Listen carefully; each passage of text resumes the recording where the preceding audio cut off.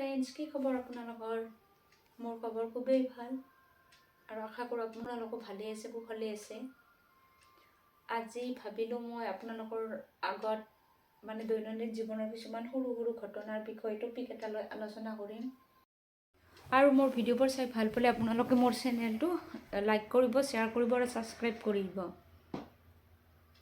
আজি ভাবিছোঁ মই আপোনালোকৰ লগত এটা সৰু বিষয় বহুত চৰ্চিত বিষয় এটা ফেচবুক, ইনষ্টাগ্ৰাম, হোৱাটছএপত প্ৰায় খুলিলে সেইটোৱে ভিডিঅ' আহি থাকে যে চিকিৎসক পুত্ৰই মৃত্যুৰ সময়ত দেউতাকৰ মনৰ ইচ্ছা পূৰণ নকৰিলে।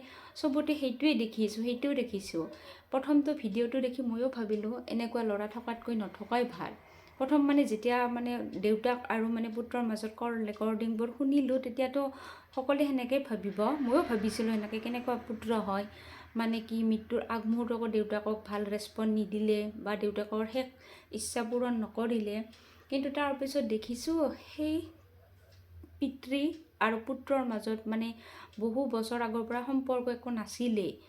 যিহেতু একো সম্পৰ্কই নাই, সিহঁতৰ কি কাৰণত সম্পৰ্ক নাই আমি নাজানো। কোন সঁচা কৈছে, কোন মিছা কৈছে সেইটো নাজানো। কিন্তু মই যিহেতু ফেচবুকত পাই আছোঁ, বহুতে কৈ আছে সেনেকুৱা পিতৃ থকাতকৈ নথকাই ভাল, আৰু কিছুমানে কৈছে এনেকুৱা পুত্ৰ থকাতকৈ নথকাই ভাল। বহুতে বিভিন্ন কমেণ্ট কৰিছে। তো মই ভাবিলোঁ সেইটো ষ্টৰীৰ ওপৰত অকণমান ভিডিঅ' বনাওঁ। মই ভাবিছোঁ যে যিজন পিতৃয়ে নিজৰ পুত্ৰ পত্নীক যিটো সময়ত দায়িত্ব পালন কৰিব লাগিছিল, দায়িত্ব পালন নকৰি অকলশৰীয়া কৰি এৰি থৈ গুচি গৈছিল, আৰু যাই বহু বছৰ পিছত যেতিয়া তেওঁ মৃত্যু হ'ব তেতিয়া ফোন কৰি ল'ৰাৰ লগত কণ্টেক্ট কৰিব খুজিছিল, সেইজন পিতৃক আপোনালোকে কি বুলি ক'ব?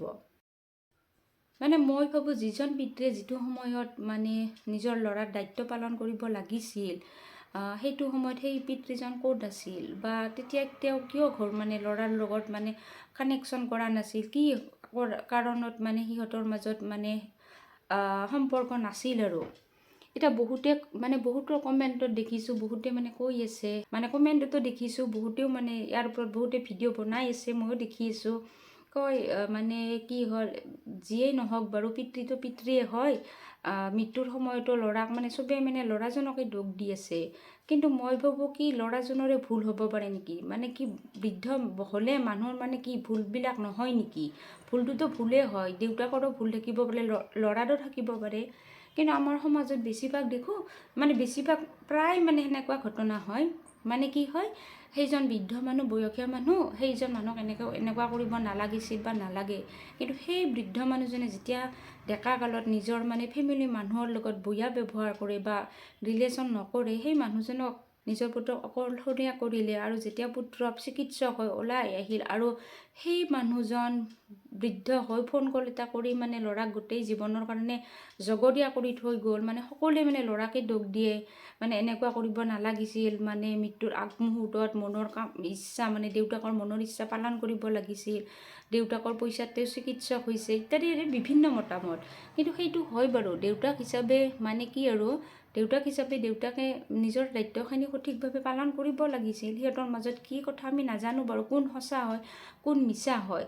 কিন্তু মই এটা কথাই জানো, সেইটো মই মানো, আৰু যি মাতৃয়ে বা পিতৃয়ে নিজৰ সন্তানক সৰুৰ পৰা ভাল সংস্কাৰ দিয়ে, সেই সংস্কাৰে কেতিয়াও নিজৰ মাক বা দেউতাকক কি আৰু পাহৰি নাযায়, ত্যাগ নকৰে।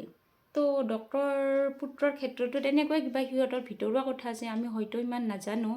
নহ'লেনো নিজ পুত্ৰ বা পত্নীও তেওঁৰ লগত নাথাকে, অকল পুত্ৰ বুলিয়ে নহয়, আনকি নিজৰ পুত্ৰ বিয়া পাতিছে, ল'ৰা ছোৱালী নাতি নাতিনীকে এইবোৰো নাজানে। কি তেওঁলোকৰ মাজত কোনো বহু বছৰে একো যোগাযোগেই নাছিল। এইখিনিয়ে আছে মোৰ ক'বলগীয়া। বাকী আপোনালোকে কি ভাবে? এইটো মই ভাবিলোঁ ক'ম বুলি আপোনালোকৰ লগত শ্বেয়াৰ কৰিম বুলি ভাবিলোঁ। বহুত ফেচবুক, ইনষ্টাগ্ৰাম, ইউটিউবত চবতে পাই আছোঁ। আৰু মোৰ হিচাপত মোৰ ভিউটো কৈছোঁ মই, কি যি পিতৃয়ে নিজৰ সন্তানক উচিত সময়ত দায়িত্ব পালন নকৰিলে, এৰি দি অকলশৰীয়া কৰি এৰি থৈ গ'ল, তো সেই পুত্ৰয়ো নিজ দেউতাকক নিবিচাৰাটো স্বাভাৱিক কথা। যদি মোৰ লগত তেনেকুৱা কৰিলে হয়, ময়ো সেইটোৱে কৰিলোঁ হয়। আপোনালোকে কি ভাবে এইটো বিষয়ৰ ওপৰত? কমেণ্ট কৰিবচোন, কৰি জনাব। আৰু এই মই স্ক্ৰীণত দেখুৱাই দিম ভিডিঅ'বিলাক, এইকেইদিন মই প্ৰায়ে পাই আছোঁ আৰু স্ক্ৰীণত দেখুৱাই আছোঁ। আপোনালোকে চাই আপোনালোকৰ মতামতবোৰ জনাবচোন। দেউতাৰ লগত আমাৰ 2006 পৰা একো সম্বন্ধই নাই। তেখেতে আমাৰ ঘৰৰ পৰা ওলাই দিছিলে। মোৰ মোৰ মা আৰু মোৰ বাইদেউ 6 চনত ষ্টুডেণ্ট আছিলো, MD কৰি আছিলো GMC। গতিকে তেতিয়াৰ পৰা সম্বন্ধ নাই আৰু। তাৰ আগৰো বহুত কথা কাহিনী আছে। মাৰ ওপৰত বহুত নিৰ্যাতন চলাইছিলে। মায়ে কিবা কৰি সহ্য কৰিবলৈ আমাৰ কাৰণে থাকিলে আৰু ইমান দিনে। কিন্তু এটা সময় এটা লিমিট এটা থাকেতো। তেতিয়া ওলাই অহাৰ পিছত আৰু ইনফেক্ট তেখেতৰ এগেইনষ্টে FIR এখনো আছে দিছপুৰ থানাত। এছল্ট কৰিছিলে মা আৰু বাইদেউ। পাৰ্চু নকৰিলো আৰু কেছটো। In fact we did not have a normal childhood. কিবা কৰি মানে মাৰ কাৰণে আমি যি আছো এতিয়া মাৰ কাৰণে আছো। অন্তিম ক্ৰিয়া নহল কাৰণ যোৰহাট মেডিকেল কলেজত ডনেট কৰিছে বডিটো। মই আজি তিলনি কৰিলো ৰাতিপুৱা। যিখিনি কৰিব লাগে প্ৰত্যেক হিচাপে মই কৰিম। আৰু আপোনালোকে মোৰ ভিডিঅ'বোৰ চাই ভাল পালে লাইক কমেণ্ট আৰু ছাবস্ক্ৰাইব কৰি দিব আৰু শ্বেয়াৰো কৰি দিব। বাকী এনেকুৱা মাজে মাজে এনেকুৱা ভিডিঅ'বোৰ মই দি থাকিম।